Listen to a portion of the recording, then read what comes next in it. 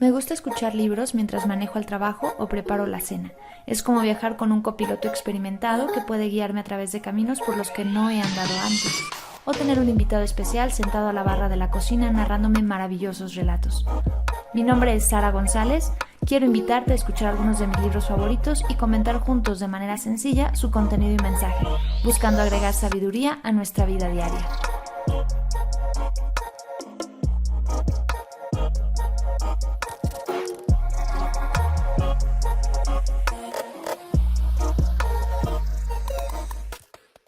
Capítulo 13. Un encuentro inesperado. Despierta, Diggory, despierta, Alado, oyeron decir a Polly. Es verdad, se ha convertido en un árbol de caramelo y hace una mañana deliciosa. La suave luz temprana del sol penetraba raudales a través del bosque y la hierba mostraba un tono gris debido al rocío, mientras que las telarañas eran como hilos de plata. Justo a su lado había un pequeño árbol de madera oscura, aproximadamente del tamaño de un manzano. Las hojas eran blanquecinas y con aspecto de papel, como la planta llamada lunaria, y estaba cargado de pequeños frutos marrones que recordaban dátiles. ¡Hurra!, dijo Diggory. Voy a darme un chapuzón primero y atravesó a toda velocidad unos cuantos matorrales floridos en dirección a la orilla del río. ¿Te has bañado alguna vez en un río de montaña que discurre en forma de cascadas superficiales, sobre piedras rojas, azules y amarillas con los rayos del sol cayendo sobre sus aguas? Es como si fuera el mar, en cierto modo incluso mejor. Lo malo es que Diggory tuvo que volver a vestirse sin secarse, pero valió la pena. Cuando regresó fue Polly quien bajó y se dio un baño. Al menos eso dijo. Pero nosotros sabemos que no era demasiado buena nadadora, y tal vez sea mejor no hacer demasiadas preguntas. Al lado también visitó el río, pero se limitó a permanecer inmóvil en mitad de la corriente, inclinándose para tomar un buen trago de agua y agitando luego las crines mientras relinchaba varias veces. Polly y Diggory se pusieron a almacenar la cosecha del árbol de caramelo. La fruta era deliciosa. No era exactamente igual que un caramelo, más blanda en primer lugar y jugosa, sino una fruta que recordaba un caramelo. Al lado también tomó un excelente desayuno. Probó una de las frutas de caramelo y le gustó, pero dijo que prefería la hierba a aquella hora de la mañana. A continuación, y con cierta dificultad, los niños montaron sobre su lomo y se inició el segundo viaje. Fue aún mejor que el día anterior, en parte porque todos se sentían muy descansados y en parte porque el sol que acababa de salir se hallaba a sus espaldas, y claro está, todo muestra un aspecto más bonito cuando la luz lo ilumina sin cegar. Fue un paseo maravilloso. Las enormes montañas nevadas se alzaban por encima de sus cabezas en todas direcciones. Los valles, abajo, a sus pies, eran sumamente verdes, y todos los arroyos que caían desde los glaciares al interior del río principal eran tan azules que parecía que volaban sobre alhajas gigantescas. Les habría gustado que aquella parte de la aventura durara más. Pero no tardaron en olfatear el aire y empezar a decir: ¿qué es eso? ¿Hueles algo? ¿Y de dónde viene? Un aroma divino, cálido y dorado, como si proviniera de las frutas y flores más deliciosas del mundo. Ascendía hasta ellos desde algún punto situado más adelante. Procede de ese valle que tiene un lago, indicó al lado. Es cierto, corroboró Diggory. Y mirad, hay una colina verde en el extremo opuesto del lago. Y fijaos en lo azul que es el agua. Ese debe ser el lugar, dijeron los tres a la vez. Al lado empezó a descender poco a poco en amplios círculos. Los picos helados se fueron alzando más y más sobre sus cabezas y el aire les llegó más cálido y fragante por momentos, tan fragante que casi arrancaba lágrimas de los ojos. El caballo planeó entonces con las alas extendidas e inmóviles y agitaba los cascos en preparación para el aterrizaje en tierra firme. La empinada colina verde corrió veloz a su encuentro y en unos instantes se posaron en su ladera no sin cierta torpeza. Los niños saltaron de su montura, cayeron sin hacerse daño sobre la cálida y delicada hierba y se pusieron en pie algo jadeantes. Les quedaba solo una cuarta parte del camino para llegar a lo alto de la colina y emprendieron la marcha inmediatamente para alcanzar la cumbre. Aunque, en mi opinión, al lado no habría logrado subir sin las alas, que lo ayudaban a mantener el equilibrio y lo impulsaban con un aleteo de vez en cuando. Toda la parte superior de la colina estaba rodeada por un gran muro de verde hierba, y al otro lado de la pared crecían árboles. Sus ramas colgaban por encima del muro, y las hojas no solo eran de color verde, sino también de color azul y plata cuando el viento las agitaba. Una vez que alcanzaron la cima, los viajeros tuvieron que dar la vuelta a casi todo el perímetro del muro verde, antes de encontrar las puertas, grandes portones de oro, cerrados a cal y canto, que miraban al este. Hasta aquel momento, creo que Alado y Polly habían tenido la idea de que entrarían con Diggory, Pero entonces ya no pensaron lo mismo. Si había una propiedad privada en el mundo, era esa. A simple vista se veía que pertenecía a alguien. Únicamente un tonto soñaría con entrar a menos que lo hubieran enviado allí por un asunto muy especial. El mismo Diggory comprendió al momento que los otros no debían ni podían entrar con él, de modo que avanzó solo hacia las puertas. Cuando las tuvo cerca, vio las palabras escritas con letras de plata sobre las puertas de oro. Decían algo parecido a esto: entra por las puertas de oro o no entres. Toma mi fruta para otros o abstente, pues aquellos que roban o que mis muros escalan, junto a los que buscan, la desesperación hallan. Toma mi fruta para otros, dijo Diggory para sí. Vaya, pues eso es lo que voy a hacer. Supongo que eso significa que no debo comer ninguna fruta. No sé qué significa toda esa palabrería de la última línea. Entra por las puertas de oro. Vaya, ¿quién va a querer escalar una pared si puede entrar por la puerta? Pero, ¿cómo se abren las puertas? Apoyó la mano en ellas y las puertas se separaron, abriéndose hacia adentro y girando sobre sus goznes sin hacer el menor ruido. Ahora que veía el interior del lugar, este parecía más privado que nunca. Entró solemnemente mirando a su alrededor. Todo estaba muy tranquilo allí dentro. Incluso la fuente que se alzaba al centro del jardín emitía un sonido apenas audible. El embriagador olor estaba por todas partes. Era un lugar feliz, pero muy formal. Supo cuál era el árbol correcto al instante. Por una parte, porque se alzaba justo en el centro, y por otra, porque las grandes manzanas plateadas que lo cubrían brillaban con fuerza y proyectaban una luz propia sobre la zona de sombra que no alcanzaban los rayos del sol. Fue directo hacia él, tomó una manzana y la guardó en el bolsillo superior de su chaqueta, aunque no pudo evitar contemplarla y olerla antes de guardarla. Habría sido mejor que no lo hubiera hecho, pues una sed y un hambre terrible se apoderaron de él, junto con un ansia de probar aquella fruta. La introdujo a toda prisa en el bolsillo, pero había muchas otras. ¿Estaría mal probar una? Al fin y al cabo, se dijo, tal vez el aviso de la puerta no fuera exactamente una orden. Quizás se trate únicamente de un consejo. ¿Y a quién le importan los consejos? Incluso aunque se trate de una orden, ¿la estaría desobedeciendo si comía una manzana? Ya había obedecido la parte que se refería a tomar una para otros. Mientras meditaba sobre todo aquello, dio la casualidad de que miró a lo alto a través de las ramas en dirección a la copa del árbol. Allí, sobre una rama situada encima de su cabeza, dormitaba una hermosa ave. Digo, dormitaba porque parecía casi dormida, tal vez no del todo, pues tenía un ojo abierto, apenas una diminuta rendija. Era más grande que un águila, con el pecho de color azafrán, la cabeza coronada por una cresta escarlata y la cola de color morado. Y eso sencillamente demuestra, dijo Diggory más tarde cuando se lo contó a sus compañeros, que uno no puede bajar la guardia en esos lugares mágicos. Nunca se sabe quién puede estar observando. Pero creo que Diggory no habría tomado una manzana para sí de todos modos.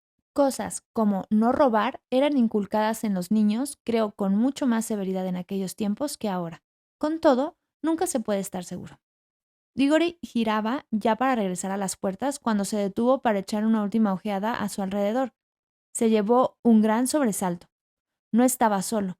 Allí, apenas a unos pocos metros de distancia, estaba la bruja, que en aquellos momentos arrojaba al suelo el corazón de una manzana que acababa de comerse. El jugo era más oscuro de lo que cabría esperar y le había dejado una horrible mancha alrededor de la boca. Diggory supuso al instante que debía de haber entrado trepando por encima del muro y empezó a comprender qué podía significar aquel último verso sobre obtener lo que más deseas y encontrar a la vez la desesperación.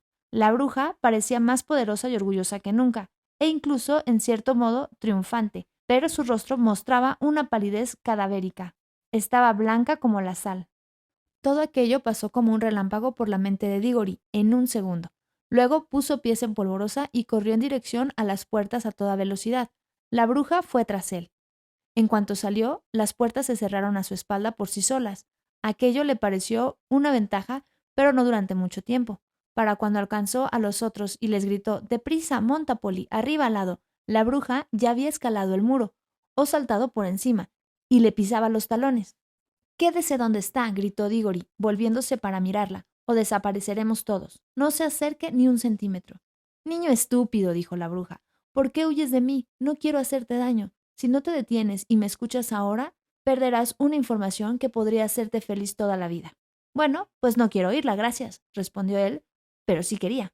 Sé que te ha traído aquí, prosiguió la bruja, porque era yo quien estaba muy cerca de vosotros en el bosque anoche y oí todos vuestros secretos. Te has llevado fruta de ese jardín de ahí, la guardas en el bolsillo ahora y vas a llevársela sin probarla al león, para que él se la coma, para que él la utilice. Eres un estúpido. ¿Sabes qué es esa fruta? Te lo diré. Es la manzana de la juventud, la manzana de la vida. Lo sé porque la he probado, y noto ya esos cambios en mí misma, que sé que jamás envejeceré ni moriré. Cómetela, muchacho, cómetela. Y tú y yo viviremos para siempre y seremos el rey y la reina de todo este mundo, o de tu mundo, si decidimos regresar allí. No, gracias, respondió Diggory. No sé si me gustaría mucho seguir viviendo después de que todos los que conozco hubieran muerto. Prefiero vivir el tiempo habitual y morir e ir al cielo. Pero, ¿qué pasa con esa madre tuya a la que dices querer tanto? ¿Qué tiene que ver ella con esto? ¿No te das cuenta, estúpido, de que un mordisco de esa manzana la curaría? La tienes en el bolsillo, estamos aquí solos y el león está muy lejos. Usa tu magia y regresa a tu mundo. Dentro de un minuto podrías estar junto a la cabecera de tu madre dándole la fruta. Al cabo de 5 minutos verás cómo el color regresa a su rostro. Te dirá que el dolor ha desaparecido y no tardará en decirte que se siente más fuerte. Entonces se dormirá. Piensa en ello. Horas de dulce sueño natural, sin dolor, sin medicamentos. Al día siguiente, todos comentarán el modo tan maravilloso en que se ha recuperado y muy pronto volverá a encontrarse bien del todo. Todo volverá a estar bien. Tu hogar volverá a ser feliz. Serás como los demás muchachos. Vaya, exclamó Diggory como si le hubieran herido, y se llevó la mano a la cabeza. En aquel momento supo que tenía ante él el más terrible de los dilemas. ¿Qué ha hecho el león por ti para que te conviertas en su esclavo?, inquirió la bruja. ¿Qué puede hacerte una vez que hayas regresado a tu mundo? ¿Y qué pensaría tu madre si supiera que podías haberle quitado el dolor y devuelto la vida y evitado que a tu padre se le partiera el corazón, y que no quisiste, que preferiste hacer recados para un animal salvaje en un mundo extraño que no te incumbe? No, no creo que sea un animal salvaje, dijo Diggory con voz reseca. No sé. Entonces es algo peor, insistió la bruja. Mira lo que te ha hecho ya. Mira en lo despiadado que te ha convertido. Eso es lo que hace con todos los que le escuchan. Muchacho cruel y desalmado, ¿dejarías morir a tu madre antes que... Por favor, cállese, espetó el desdichado Diggory, todavía con la misma voz. ¿Cree que no me doy cuenta? Pero lo prometí. Ah, pero no sabías lo que prometías, y no hay nadie aquí que pueda impedírtelo. A mi madre, dijo él pronunciando las palabras con dificultad, no le gustaría. Es terriblemente estricta con lo de cumplir las promesas y lo de no robar y con todas esas cosas. Si estuviera aquí, ella me diría que no lo hiciera, sin pensarlo.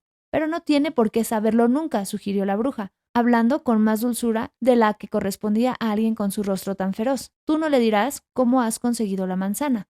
Tu padre tampoco tiene por qué saberlo nunca. Nadie en tu mundo tiene por qué saber nada de toda esta historia. No tienes por qué llevar a la niña de vuelta contigo, ¿sabes? Ahí fue donde la bruja cometió su fatal error. Desde luego, Diggory sabía que Polly podía marcharse gracias a su anillo con la misma facilidad con la que él podía hacerlo con el suyo, pero al parecer la bruja no lo sabía. Y lo ruin de la sugerencia de que debía dejar a Polly allí de repente hizo que todas las otras cosas que la mujer le había dicho sonasen falsas y sin sentido. E incluso, en medio de toda su desdicha, su mente se aclaró de improviso, y dijo con una voz diferente y mucho más potente: Oiga, ¿usted qué hace aquí? ¿Por qué siente tanto cariño por mi madre tan de repente? ¿Qué tiene eso que ver con usted? ¿A qué juega? Muy bien dicho, Diggory, musitó Polly en su oído. Rápido, vámonos ya. La niña no se había atrevido a decir nada durante la discusión, porque naturalmente no era su madre quien se estaba muriendo. Arriba pues, dijo Diggory, izándola sobre el lomo de al lado y subiéndose luego él tan rápido como le fue posible. El caballo desplegó las alas. Marchaos pues, estúpidos, chilló la bruja. Piensa en mí, muchacho, cuando te veas viejo, débil y moribundo, y recuerda cómo desperdiciaste la oportunidad de una juventud eterna. No se te volverá a ofrecer. Estaban ya tan altos que apenas la oían. Tampoco malgastó tiempo la bruja en alzar los ojos para mirarlos. Vieron cómo se ponía en camino hacia el norte, descendiendo por la ladera de la colina. Se habían puesto en marcha temprano aquella mañana y lo sucedido en el jardín no había durado demasiado tiempo, de modo que tanto Alado como Polly dijeron que sin duda estarían de vuelta en Narnia antes de anochecer. Diggory no dijo ni palabra en todo el camino de regreso, y sus compañeros no se atrevieron a hablarle. El niño se sentía muy triste y ni siquiera estaba seguro de haber hecho lo correcto, pero cada vez que recordaba las brillantes lágrimas de los ojos de Aslan, recuperaba la seguridad. Durante todo el día, el caballo voló sin parar con alas incansables, siempre al este con el río como guía, a través de montañas y por encima de agrestes colinas cubiertas de árboles, y luego sobre la gran catarata y descendiendo más y más en dirección al punto donde los bosques de Narnia quedaban obscurecidos por la sombra del imponente risco, hasta que por fin, cuando el cielo enrojecía, ya con el crepúsculo tras ellos, vio un lugar en el que estaban reunidas muchas criaturas junto al río. Pronto distinguió a Aslan en medio de todas ellas. Al lado, planeó en dirección al suelo, extendió las 4 patas, plegó las alas y aterrizó al trote. Luego frenó. Los niños desmontaron. Diggory vio que todos los animales, enanos, sátiros, ninfas y otros seres se apartaban a izquierda y derecha para dejarle paso. Avanzó hacia Aslan, le entregó la manzana y dijo: «Le he traído la manzana que quería, señor».